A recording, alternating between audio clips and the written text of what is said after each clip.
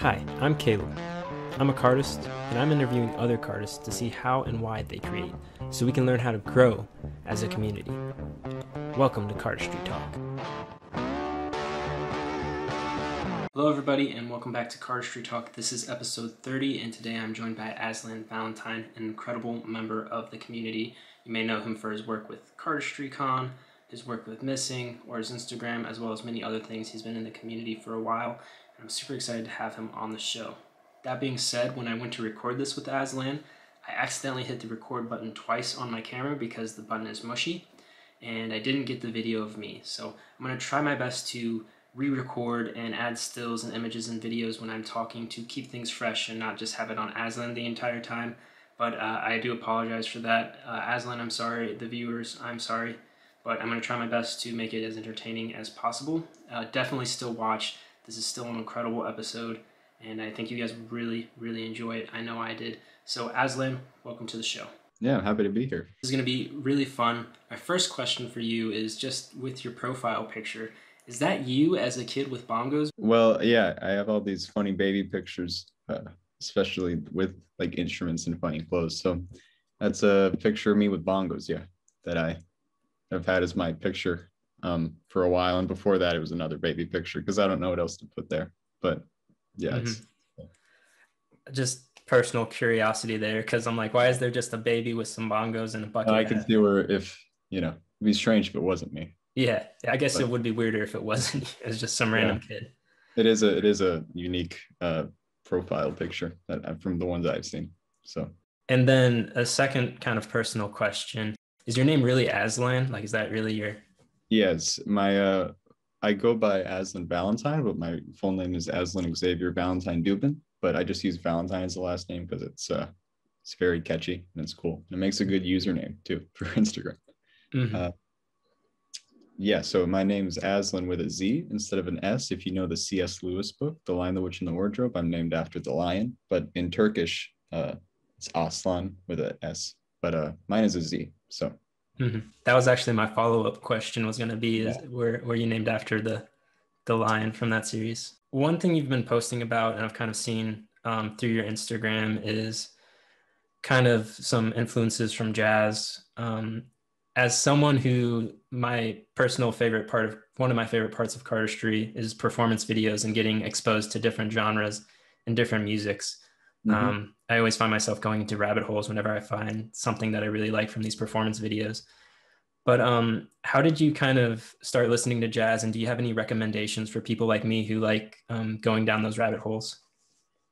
Well, my infatuation with jazz music and music in general stemmed out of cardistry, where they kind of grew together. But a lot of that music, for instance, Airtime was one of the videos that got me into Cardistry by the Verts, and that is a super cool song. And when I found that, I'm like, oh wait, this person makes other music, and Rat Tat Tat was used in these other videos by them. And like you said, it's a big rabbit hole. So as that progressed, I one day found I started learning piano a few years ago just for fun. I learned really cheesy songs everyone might have heard on YouTube, like River Flows in You by Yuruma. And it started with, I watched a movie called The Legend of 1900, and in it there's a very catchy song called The Crave. And it's a long story short, it's a battle between Jelly Roll Morton, a fictional version of him, and this guy who's, I forget his name, supposed to be the main character of the movie. And so I learned that too. And since then I, got the basics of piano down more or less. That was 3 years ago, maybe. And whenever I find a hobby like that with cards or piano, I tend to get really good at it just because I practice a lot. I don't mean like really good at it just compared to everybody, but for the time frame, because I use all my free time for it.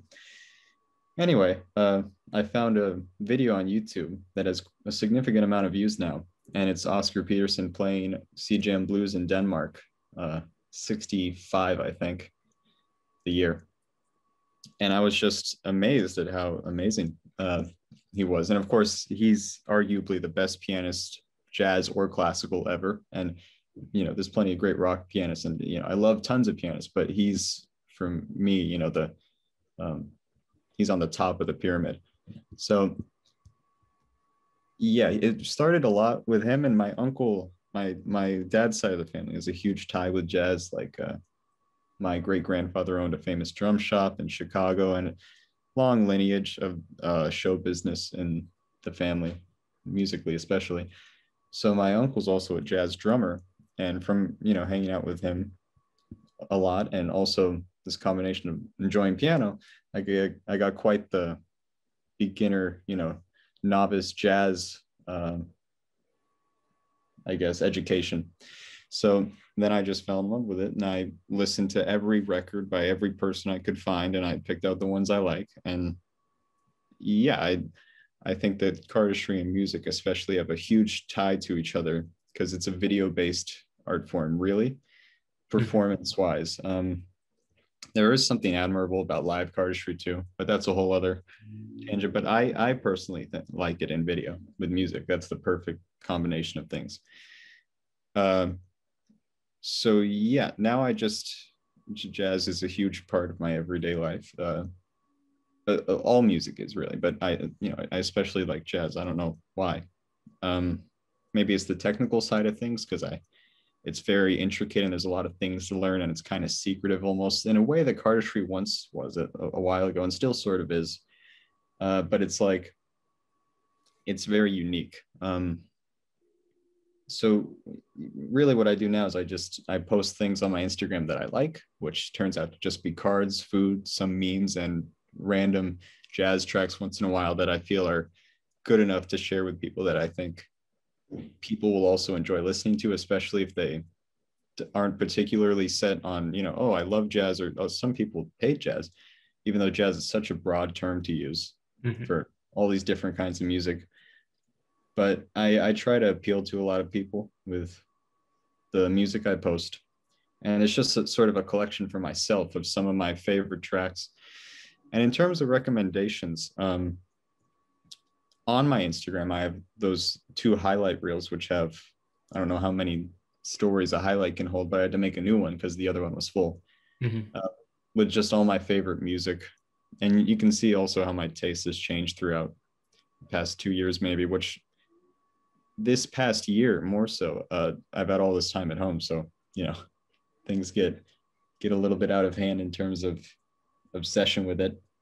But yeah, I love music, and I love sharing music with people, and I sometimes post things that aren't jazz, but that's really, and my Spotify for recommendations if someone wants to look up my username, which I think is just Azlan Valentine. I have a bunch of playlists of different people, and feel free to check those out too.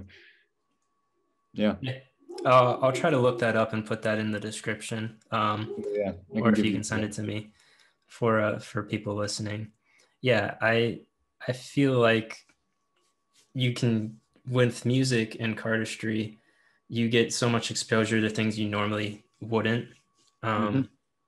And I feel like jazz specifically hasn't been explored too much with cardistry. I don't know if you have any plans to try to integrate it into videos in the future. The only one that comes to mind is the Noel Heath video. Noel's, that's his grandfather, Albert Tootie Heath, is a legend in jazz. Just Easter egg there, yeah. So when I saw that, I was freaking out because I didn't know that they were related. And I'm like, wait a second, no way. But it makes sense why Noel's so good at cards. When I first saw that video, I got out of school, and I was waiting the whole day. This is when I was in middle school, because I'm little, I guess. And I got out of school, and I was sitting outside, and it was super hot, and there was a glare. But I watched it, and my face froze for a solid 20 minutes, and I was stuck there, and I couldn't move. People were like, "Are you okay?" I had to keep rewatching it, and it's insane. Everything Noel puts out is remarkable. I aspire to one day achieve a percentage of his creativity, but yeah, and the production value and the shots. A funny piece of that is the first few minutes that I was frozen were from just the opening shot when he hits the table and the air pushes it. Yeah, just little tangent on how much I love that video, and so yeah, it's a great one for sure. I know when you were talking about jazz earlier, you were kind of saying how like you've progressed pretty fast for how long you've been doing it, or at least you feel that.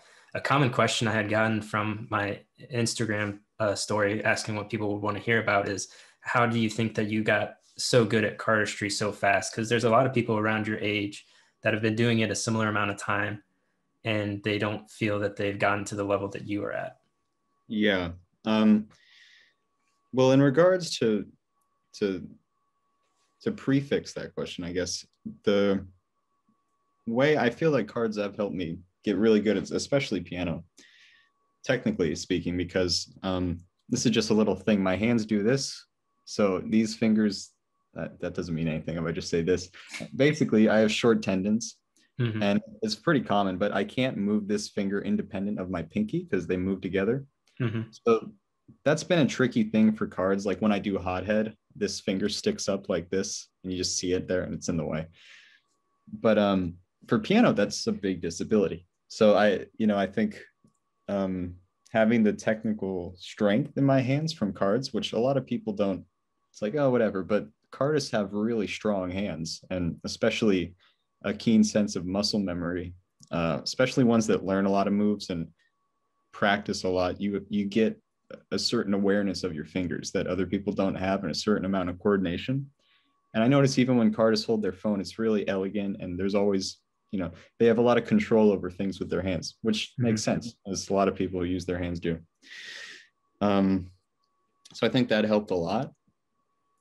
And the piano, I sort of used my thinking towards cards and the way I approach doing cards, the same with piano. Just all the little details, I just acted like it was an extension of cards, which is silly, but it it works. And as far as the other side of it goes with ear training and stuff, I just listened to a lot of jazz and tried to figure things out, and it becomes an obsession, right? Because I hear something and I go, wait, I have to go into the other room to the piano and figure out how they did that or something, or I save it for later. I have a bunch of screen recordings on my phone, like I used to have with card moves, and I'm like, I'm going to slow this down later and figure it out. And as far as getting good at cards fast goes, I think there's sort of this same generation, or I shouldn't say generation, but group of cardists from that time. Like I know Leo is one. I am one. We started around the same time the SS15 video came out. Mm-hmm. I think Nathan's been doing cardistry a little bit longer, but he got out of it for a while in Magic, and they started a little bit earlier. I can't really think of anyone else off the top of my head that started then, but that was a big kickoff, I don't know, point for cardistry, because the Verts videos were becoming super famous on YouTube, and they got reposted to those compilations of cool stuff. And this was before the Kuma Films stuff, really went crazy and viral. And what happened is I just took cards with me. It started with Magic. I was really into Magic and Jeff McBride, and I learned his sort of style of Magic, which is card manipulation, which is vanishes and color changes and all the back palms and split fans. And an idol of mine then was Hiroki Hara, who was amazing. And I found a fascination with that because it was crazy to see that these things are possible with such an ordinary object, which is part of the appeal of it. And so I would take cards to school with me because I've been doing it, 6 years almost. I just had cards at school with me every day nonstop, and I would have cards in my hand 24/7 pretty much, aside from when I'm sleeping. So that doesn't make sense, but you know what I mean. Mm-hmm. Now it's not so much. Now I have some issues with my hands, just as far as I have bad circulation. I have minor carpal tunnel and just little issues like that. So if I overwork them, it's a problem. Or if I strain them, like practicing one move too much or something.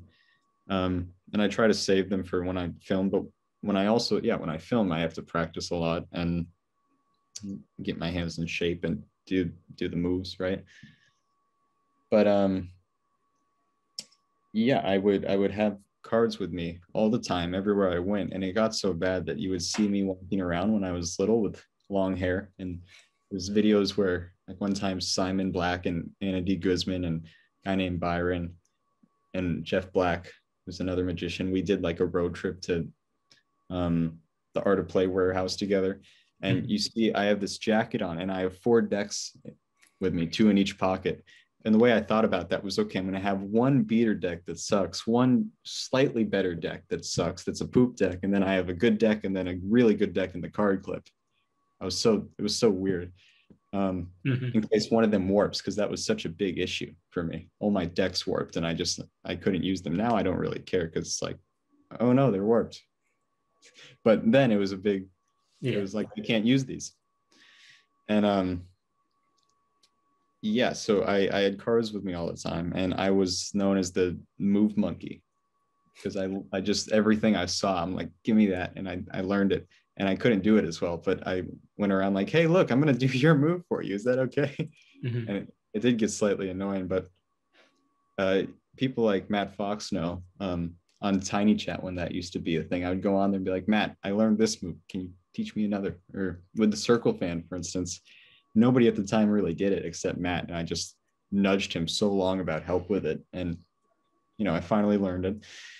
But yeah, I tried to take in everything I could that I liked.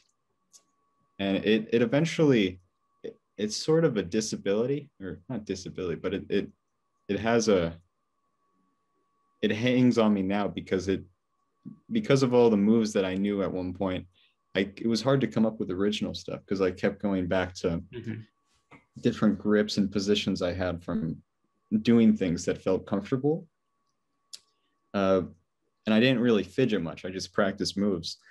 So now when I use cards, it's primarily just fidgeting and doing, you know, combos and random things, just whatever feels good.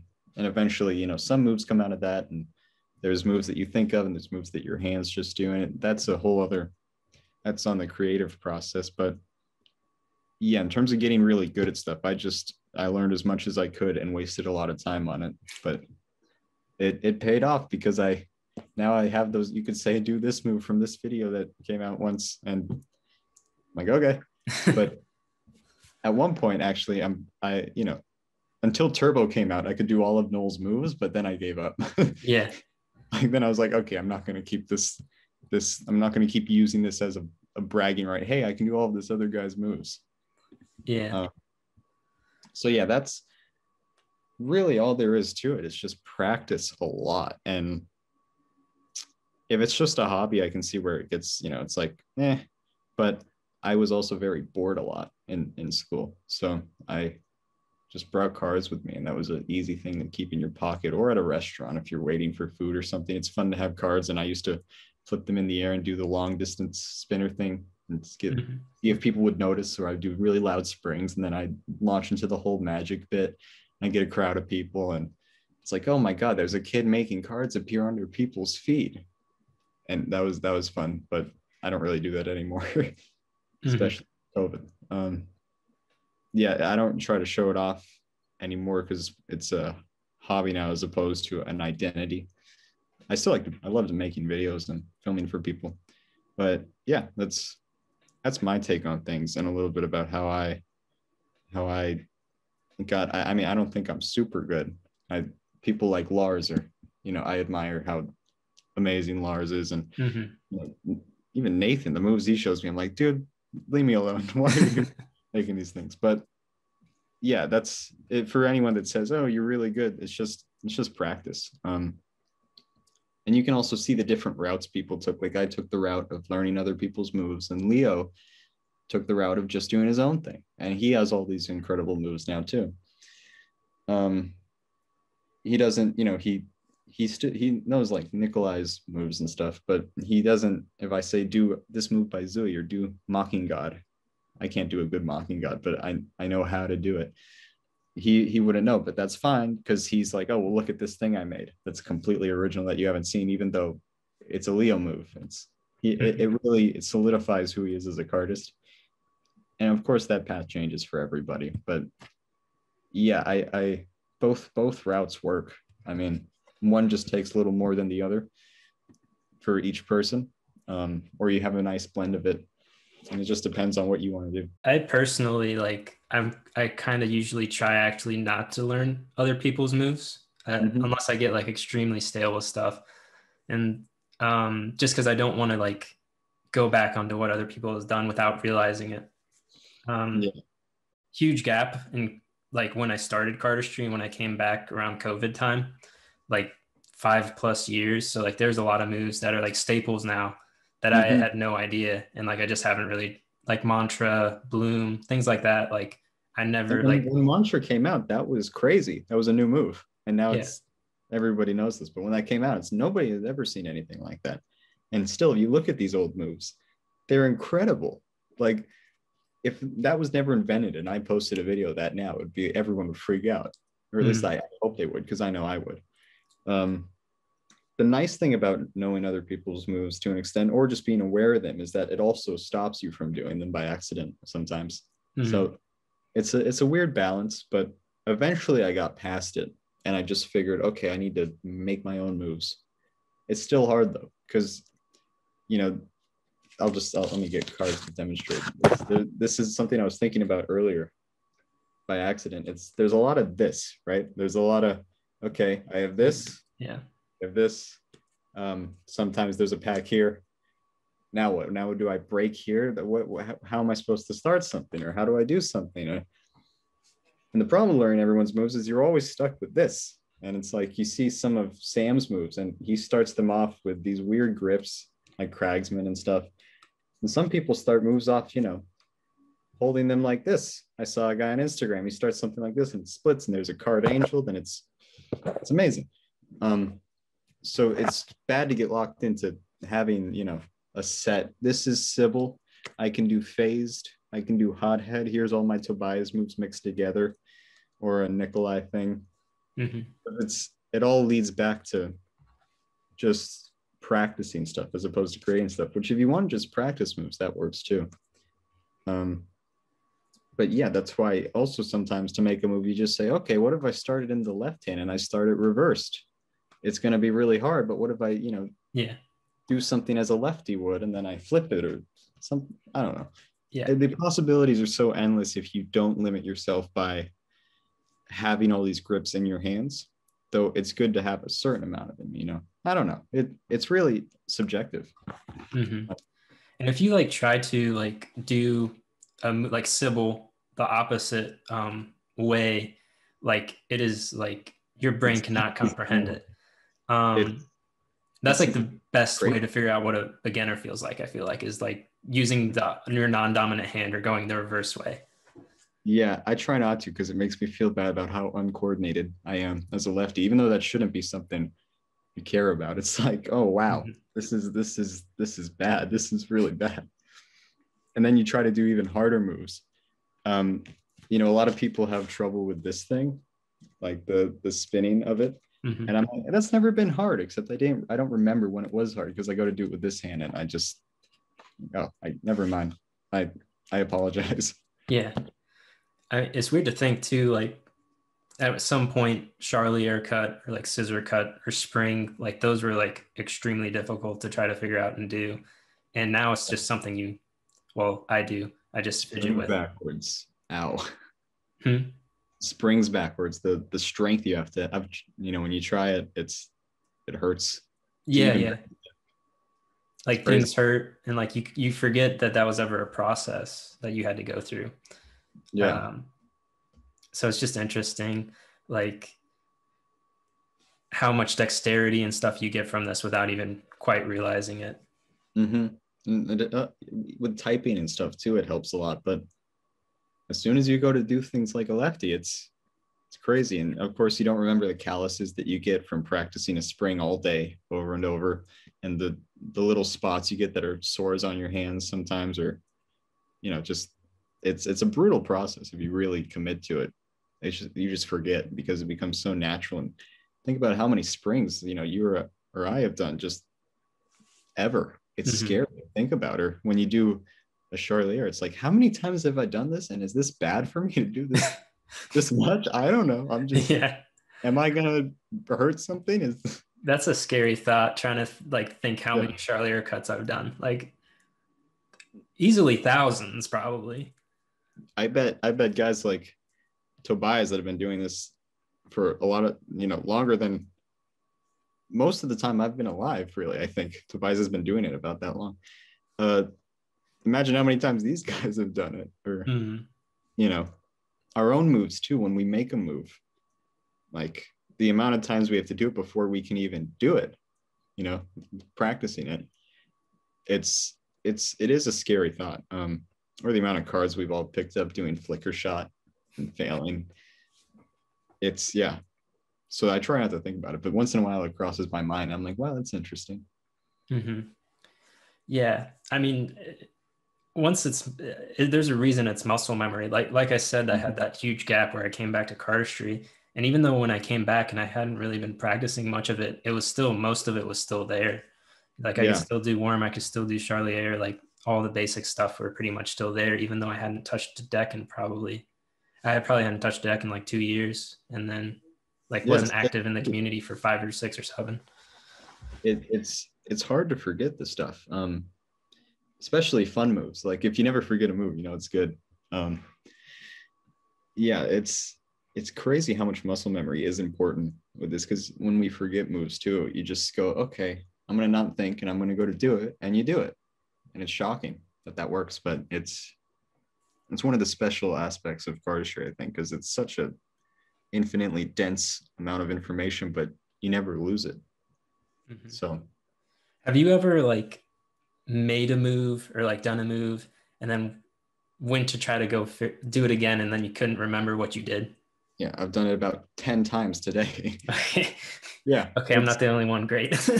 No, the if I was just recording myself, except when I record myself in fiddle, I never do anything good. So that's the great irony of it. But even at CardistryCon, if you're hanging out with people, you see someone do something, you're like, dude, you just did the best move ever created. And they go, I don't know what I did. It's and the thing is, you can remember it, but you don't remember how you did it, because there's one way it worked. And a lot of my moves happen that way. I'm like, okay, I'm gonna catch myself the next time this happens. I swear. Then it happens and I miss it. But eventually, most of my moves are made this way. I catch myself and I go, oh, okay, there's a move. And Mm-hmm. they just come out of nowhere, except you can't consciously come up with them. It's weird, but it's like the curse of cards. Curse of cards. Yeah. Curse of I've definitely had that experience recently where I went to do one of my moves from the past and I had to like look back at a video I had made and repiece it. And like once I remembered or repieced it, like it was immediate. But like yeah. I still had to watch it and like remember what I did, like how to start it. Yeah, or there's like a certain piece you forget, or you just go, wow, I had a move similar to this, but I don't remember. And you just, once you see it again, it's really easy. Mm-hmm. I think some of my moves too, like you said, you won't even know that you're really doing it, and then like someone else will point it out to you, and you're like, Mhm. "What I do? Like, how do I figure this out? Like what I did?" Yeah. What I've done a few times actually is I've seen people at CardistryCon. I just look around. I like to see what everyone's doing when they're just standing around in line. Occasionally you get something really cool. And I go, I'm going to save that, or so, because that they're not going to really remember it. And a lot of things that you wouldn't really think could work in moves do work. A lot of the best moves are the most simple moves, Mm-hmm. I think simple and difficult, or simple and easy, get confused a lot. A lot of the most simple moves are really difficult, but it's just the concept of them is the simplicity is what's hard. So finding something that is easy on the eyes and the brain and works with music it's hard to do. But we naturally do that when we just are listening to music or watching something and messing around, because I think rhythm is a big piece of cards, and we sort of have an unconscious sense of rhythm built into us when we do anything. Even when you're walking, it's like sometimes you get a certain pace going, or if you're listening to a song that sort of matches up with your steps, you try to syncopate with it, or you just go, okay, I'm going to slow down because I can't walk against it. Mm-hmm. One thing I notice is when I'm eating and I'm listening to music, I can't really do it unless the music's a certain tempo, because I can't chew against the time of the music. I don't know if I'm just weird, or so that, which is funny. Mm-hmm. I think Lars said in an interview with Jaspas, just because a move is difficult doesn't mean a move is good. Yeah. And Although sometimes it does. That's just not always. It's yeah, not guaranteed. and vice versa. Just because a move is easy doesn't mean it's bad. Mm-hmm. Um, it's just Backdrop. yeah, backdrop, like Argues most of the kind of hard, beginning but stuff. yeah, flip phone. I mean, and the name. It's flip phone. How creative, except it's one of the greatest things ever. Like one of the greatest ideas with the best words with a satisfying little flop at the end. It doesn't get any better than that. And a lot of complex moves are actually bad though, which I noticed. So there is that. But yeah, that's a really important thing that I have to remind myself of is like, is this worth doing just because it's hard? Or is it really hard? Or is there a way around this that would still make it, a better move in the long run so I can do it. So it's a lot of variables to juggle, which is why when we learn stuff, we have to go through each one at a time and figure this out for ourselves and figure it out as you go, because there's too much stuff to think about at once to just cohesively go, I'm going to make a move. And I think like the first thing a lot of people go to is just like, how can I add another packet, or how can I add more packets? I know I definitely think that a lot of times. I'm not going to say like I have a high packet cutting IQ, but that's not necessarily always the best idea to go for. It should probably be more so, how would this flow better? How would this connect better than just adding more packets or movement? Or if you do both at the same time, sometimes it works. Chase's 5 heritage, Yeah. 5 packets, insanely hard, and it's good. That's it checks all the boxes because chase.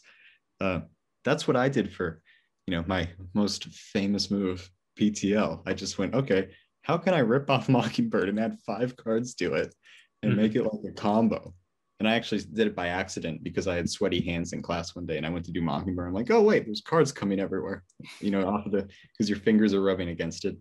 Just go, okay, I'm gonna make this a move. And I think that worked out pretty well. Now I don't like the early versions of it because I changed my moves a lot, but now I've worked on it enough that there's flow and there's sort of a storyline with it, and it does work. It's just didn't start off pretty. Just because I said I want to add a bunch of packets, it was kind of crude, so, and hard to manage. So yeah. And Beckett has said before, like with when he releases tutorials and stuff, like within a year or two, usually they're kind of outdated because he's changed minor minute things. So it's interesting how like a move can progress over time to be more improved and have that storyline and that synchronization with what's going on. It's just interesting how those can slowly progress. And a lot of times it's with stuff that we don't like, we're not even thinking about it. It just kind of happens with like that accident, like you said, with your sweaty hands, like something small, different changes that kind of sparks something. Yeah. I noticed some of the best moves though. And Lars and Kyle and these guys are a great example of it. And Sprat, when they're done with a move, they're done with a move for the most part. When they make a move, it's like, okay, I'm not going to release this until it's solid, which that's crazy too. A lot of Lars's moves, even from CCC, that were last minute, it's like, okay, there's nothing that can make this better, and there's nothing that can change it to keep it on the level it's at. It's perfect the way it is, which, yeah, Lars is amazing.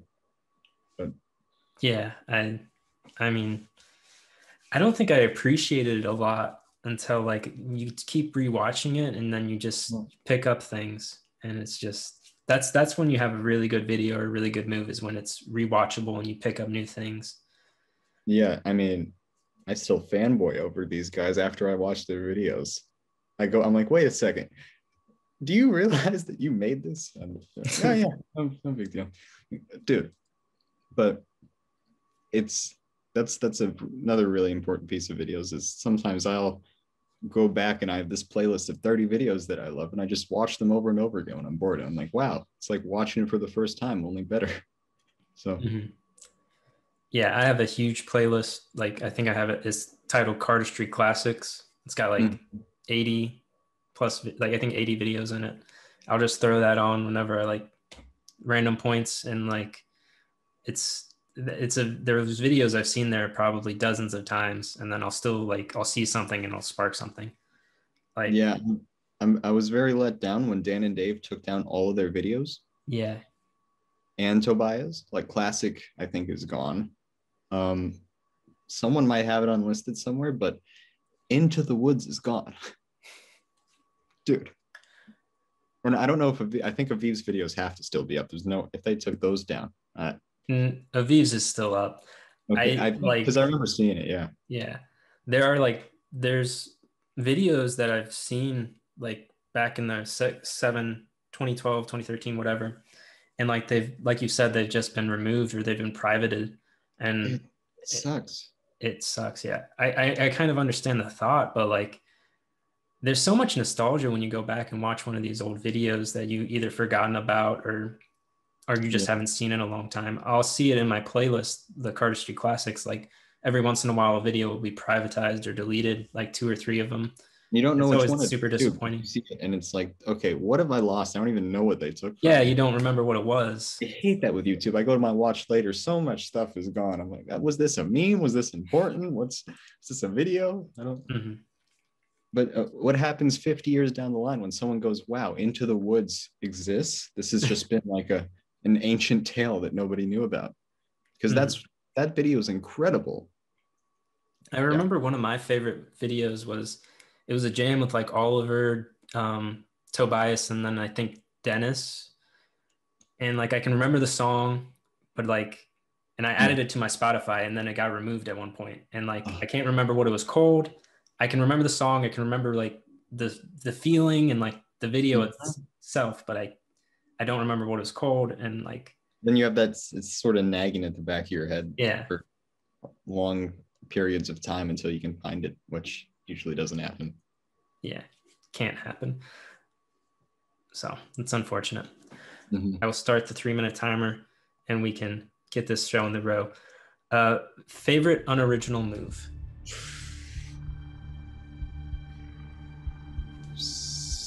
Spadium by Noel Heath. Do you have a favorite movie? Either The Legend of 1900, Don't Mess with the Zohan, or not one that I can think of right now. Okay.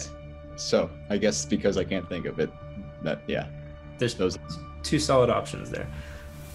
Do pineapples belong on pizza? Only if it is warm, not hot or cold. If you could have coffee with any Disney character, who would it be? Ooh. These are hard questions. Yeah, you're getting some of the tough ones. I can't even think of many Disney movies. Maybe. Wow. I don't know. What's the name of Disney movie for me? There's Moana, Aladdin, Mulan, Frozen. Maybe the donkey from Frozen, or I forget what he is. The reindeer. Sven. Yeah, Sven. Yeah.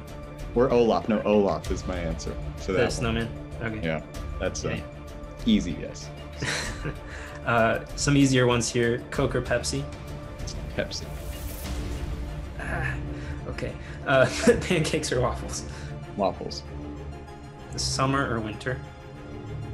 Winter. Favorite deck of cards at the moment? At the moment, it's gonna be a deck that is not out yet. Okay. Cats or dogs? Dogs. What is your favorite TV show at the moment? Either Curb Your Enthusiasm. Breaking Bad was an amazing show. I really like WandaVision. Yeah. Good. Have you ever broken a bone? I have not. And do you play video games? I play chess, if that counts, and I used to have a Sega that I sometimes play games on, so. That works. Got that. Android or iPhone? iPhone. Favorite band or musician? Oscar Peterson's my favorite musician. One of my favorite bands is The Band. Let me think. Just list a ton. Led Zeppelin, the Rolling Stones, the Beatles, like bands. Mm-hmm. Yeah. If the actor were to portray you in a movie, who would you want it to be? Ooh. Okay, I'll just answer this. Yeah. Either Tom Hiddleston, I think that's how you say it, the guy that plays Loki, or it would be Adrian Brody or Jim Carrey. Jim Carrey's a solid choice. I could see Tom Hiddleston, honestly. Yeah, I love Tom Hiddleston. He can do accents really well, so I just think that's impressive. So, Azlan, thank you for being on the show. At the end of the show, I like to do what I call roll out the close-up pad, and that's basically my way of saying, is there anything you would like to promote or any last nugget you would like to leave the audience with? I